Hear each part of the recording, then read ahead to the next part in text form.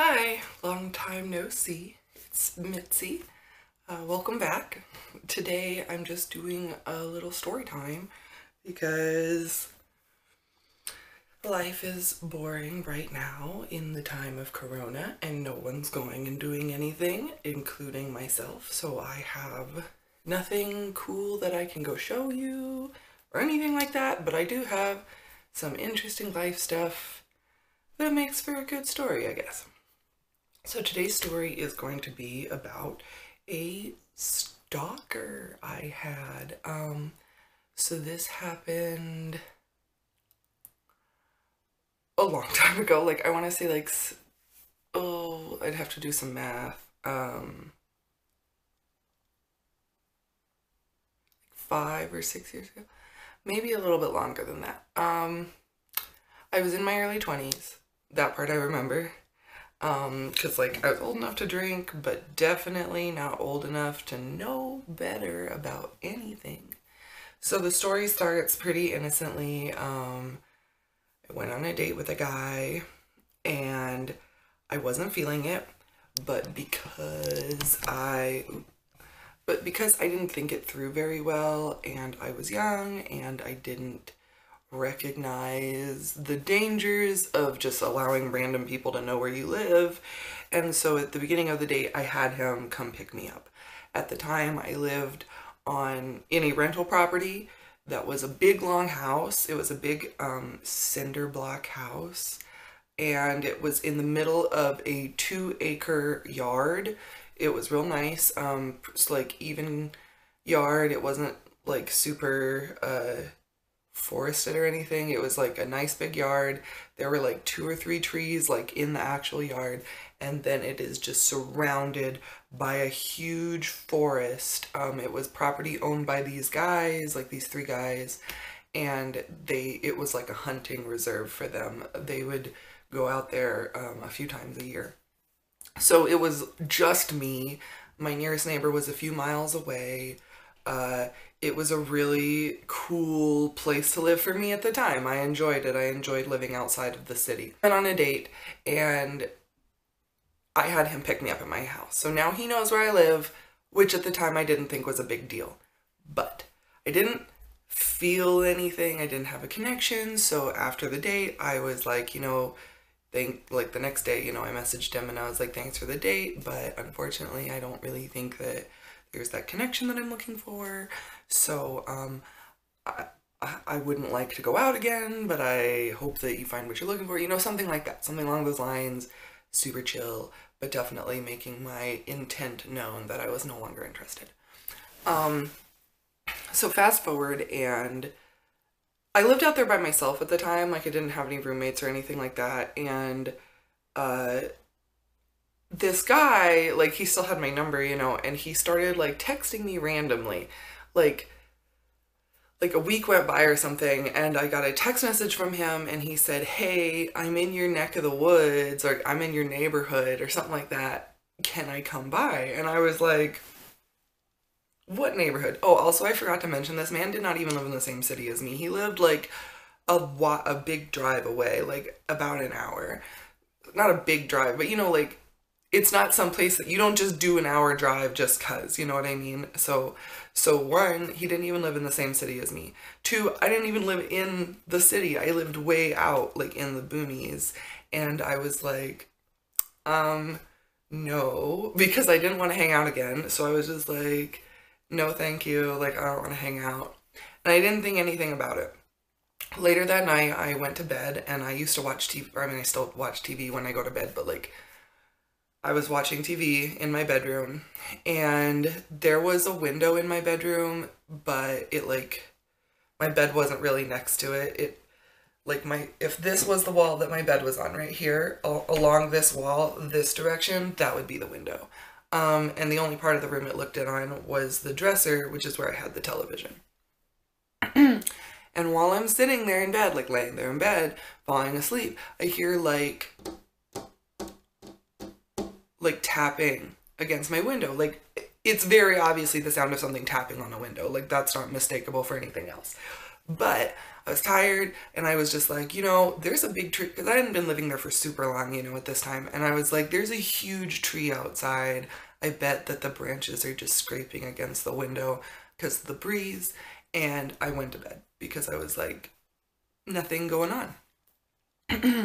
So like the next day I wake up and I go outside and there's like tire tracks in my grass. Like someone has driven a vehicle on my lawn.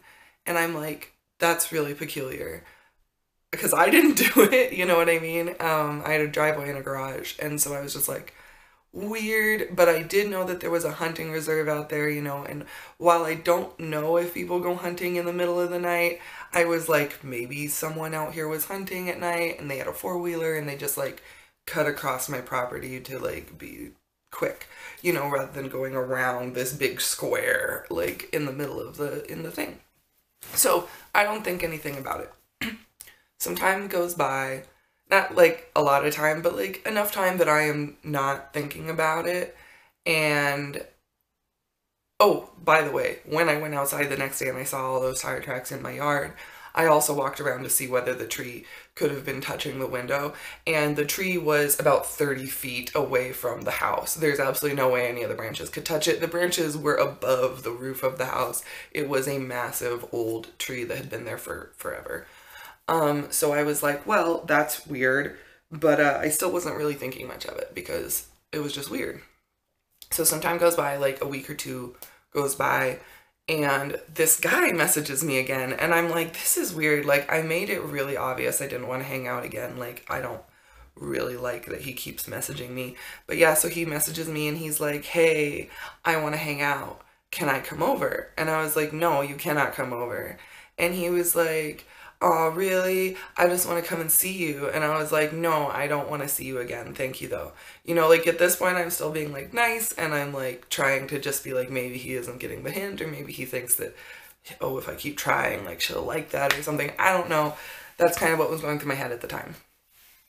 So that night, after I got those texts, I'm laying in bed again, and I hear, like, and like this time it was almost like something was like dragging against the window too. Like it was weird. Now also that window that I'm demonstrating this on is a double pane like modern window. This place was really old, and I don't actually think that it was originally built to be a home. I think that it was redone as a home before I moved into it, because it's all made of cinder blocks, and like the way that it was built was very weird. It was long and narrow, and I honestly think that it used to be like some kind of like shop, like, you know, where people would work on tractors or things like that. So anyways, the windows in it were very old, single pane, like that really, if you've ever touched it, it makes a ton of noise when you touch it. Like it rattles in the glass too. Like it's weird. Like they're noisy windows. So I was like, what the hell? But I didn't want to go look because like I think that everyone has this deep fear of like looking out a window in the night and something or someone is looking back at you. Like that's a scary thought. So, at this point, I kind of was scared, but I didn't know what to do, and I kind of just told myself that it was an animal. So there's no reason that an animal would have been, like, scratching at my window to my bedroom. Also, something I didn't mention is that this property had 3 bedrooms. Like, this house had 3 bedrooms. And this sound was only happening at my window. It's not like something was going around the house or anything like that. Or, you know, at this point. So I'm scared, but I'm like, it's an animal I'm scared of right now. Like, it's, like, at the worst, maybe a wild dog, and it's at the best, probably like a deer. You know, like, I was like, it's not a big deal or whatever. So then, over the next couple of nights, I keep hearing what sounds like a car radio playing in the middle of the night coming from behind my house, like in the trees. And I am just like telling myself, it's hunters. They're out there hunting in the middle of the night. I don't know what hunters do. I don't know when hunters hunt. I don't know what's normal. But I'm just telling myself, like, they're out there and they're bored and they're listening to the radio. Which also didn't make a lot of sense because, like, wouldn't that scare away the animals? But This is just what was going through my head at the time and how I was justifying tire tracks in my yard, car radio coming from behind my house, and like someone knocking on my window over the course of like 3 weeks or 4 weeks or whatever. So I'm like just trying to justify it in my head. And so I'm like spooked, but I'm not super spooked, you know, and a little while goes by and I haven't heard from this guy and there hasn't been any more tapping on my window, and I had a friend come over to my house, a female friend, and her and I were just hanging out. And all of a sudden, now, as I mentioned, the house was made of cinder blocks. So I'm not saying that sound travels well through cinder blocks or anything like that, but I am saying that the outside of cinder block house is still like cinder blocks. They still have that pattern where it's like a brick and then a grout line and then a brick and then a grout line, you know, like a cinder block and then a grout line. And we heard incredibly distinctly the sound of someone dragging something along the back of the house, like almost like the sound of someone taking a stick against a fence post, only it's scraping against the cinder blocks and you hear it catching in those grout lines as this person is doing this. So at this point, she's like in tears. I'm like, what the fuck? So I call 911. But I lived way out of town, so it took them almost 40 minutes to get to my place, and that was stressful. And when they got there, they were like really dismissive. They were like, oh, you're just two girls out here telling yourselves scary stories and getting freaked out in the woods. There's really nothing. And they didn't really look around much, but we went with them out into the back, and there were footprints all in my grass because my grass was super tall at the time. It was my job to have it mowed, but I didn't own a lawnmower, and the person who I had hired had bailed on me at the time. So at the time my grass was super high, and you could see where someone had walked along and crunched it down, like the tall grass, because it's dry and anyway, so like it's all crunched down.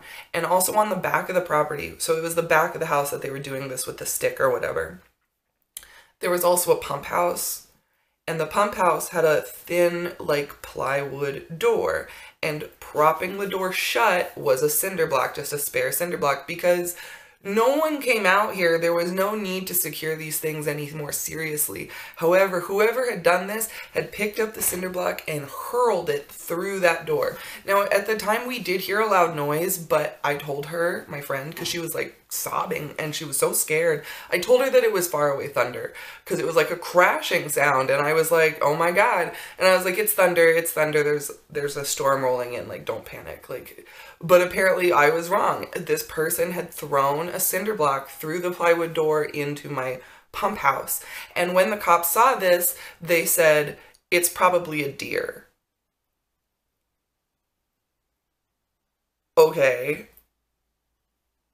So they leave, and I'm at this point like, well, that wasn't helpful at all. I'm sorry, my sister's cat is like all up in my area right now. So, you know, like, I'm uncomfortable out there at this point, but I'm not, like, super freaked out because I'm telling myself that it's all this other shit. Like, it's all this other shit. But then when I see that someone has hurled a cinder block through this plywood door, I'm just like, you know, I don't know why this person is bothering me, but I have a pretty serious suspicion of who it is. Because that night, while I was hanging with my friend, I didn't check my phone for, like, message. Like, I'm really bad at it. Like, I get texts, and it all shows up at the top, and then I just don't pull it down and read them all. So, I knew I had messages, but I didn't read them until after the incident with the police. And I had several messages from this guy where he was just like, hey, I want to come over. You should let me come over. And then because I didn't answer him, he just kept sending messages. And they went something like this. I bet that it's really scary out there all alone in the dark. And when I read that, I realized this guy had been tormenting me because I wouldn't go out with him again or whatever, or he was obsessed with me at this point, or I don't know. But at this point, I put two and two together and I'm like, holy fuck. The things have been happening the days that he messaged me. He messages me these weird things about he's in my area, but that's not logical because he doesn't even live in town and I don't have an area. The only thing out there is my house. Like, and so finally, after he said, like, I bet it's really scary out there all alone in the dark. Like, I bet you get scared without someone there to protect you. What if something bad happened to you? Like, he sent all these messages, like, back to back to back, you know, while I was dealing with this crazy situation. And that's when I realized, oh my God, that's this guy. That's this guy. And now I'm like, angry. I'm fucking pissed that this guy has been like harassing me and thinking he can like scare me and, you know, shit like that. So I'm like, there's nothing I can do about it right now. By the time the cops got here, he was gone. Like, they said that it was an animal, and I'm just kind of frustrated with the whole situation, but I'm also super angry. So not very long after this, so definitely not long enough for me to calm down, like maybe 2 days later, that's when this gets like too much. So anyways, so about like 2 days later, laying in bed again, and I'm watching TV, and I'm not gonna do this because I legitimately was surprised that the window didn't break. So this guy started texting me, and he's like, I miss you, like, I just want to see you, why won't you let me see you? And I was just like, you need to leave me alone. At this point, I messaged him back and I'm like, stop messaging me, leave me alone, do not contact me again, I do not want to speak to you. So at this point, I'm no longer nice, I'm no longer friendly, I'm just like, stop contacting me. Because now I know, like, now I know that this guy is like fucking with me. And right after this conversation, like right after, someone, him, punched my window, like slammed their hand into my window so hard. It was unmistakably a person smacking a window with their hand. And I honestly thought the window had broken. It was that loud. But I didn't know because literally the second it happened, I bolted out of my bedroom and I had a really weird kitchen. The whole property was weird because, like I said, it didn't seem like it was originally a house. The kitchen had a counter that went so far out that to get into the kitchen, you had to turn sideways. It was very clear that when they got the counter, it didn't fit the property, and rather than cut it to size, they were like, this will be fine. So I crawled under that part of the counter, and because that's the only place I could think where he would not be able to see me from any window, because the property had a lot of windows. It's just that he had been coming to my bedroom window because that's where I was. So now I'm hiding under the kitchen counter, and I think that he has busted my window because it was so loud, and I start shouting out, and I'm like, I have a weapon, I will shoot you if you enter this home, I'm calling 911. But the thing is that I already knew that by the time the cops got there, this guy would be gone. So I called my friend who lived sort of nearby. Like, he also lived way out of town. Not exactly in the area I did, but kind of close. And I called him and I was like, bring your gun, bring your friends with their hunting dogs, and we're gonna find this guy. You know, like, I'm so scared at this point. And so my friend shows up, and he's got the gun and the dogs, and like we go out there because I would not leave the house until after like he got there. And when we got there, this guy had like torn up my yard with his car tires at this point. Like, he must have been out there for a while, and like you know, it was a really big property, and I'm guessing I just didn't hear these things because it wasn't like the dead of night and silent out there yet, you know, because I only heard like the radio and things like that when it was super, super silent out, like. And it's not normally super silent out there because there are animals, like, you know, there's bugs, there's birds, there's frogs, and all this stuff. But some nights it would get really quiet, and putting two and two together, I kind of realized it's because someone was out there, and so the animals that were out there weren't. They went away from that area because someone's out there. But so by the time my friend showed up and everything, the guy was gone. I called the police again, and they basically were like, what do you want us to do about it? He's not here. So I I was like, you know, this is really stressful, and I blocked him on like everything. And he stopped showing up at my house, but he did follow me to a bar one time. And like I said, this wasn't even the city he lived in, so like, you know, like this isn't a place that he would go or a place he was familiar with, but it was a place that I would go, and I feel that what happened was he, through like my social media and stuff at the time, because this was like Facebook times and everything, and I feel that what happened is, because even to this day, he attempts to make new profiles and add me on different social medias, which I find insane. This happened so many years ago, and I don't even live in the same state now, and I don't understand it. But yeah, he did follow me to a bar once, and that was kind of like the cherry on top of when I realized that I was right. It was this guy the whole time. But yeah, that's it. That's one of my dumb stalker stories. Oh, sorry, the cat is knocking stuff down while we're doing this. I hope that you guys enjoyed it, and if you guys did and you want more stories, I have a lot of them because I've lived a dumb, weird life. And I make lots of mistakes all the time, and thankfully I get fun stories out of them sometimes. So I'll see you guys next time. All right, kisses. Bye.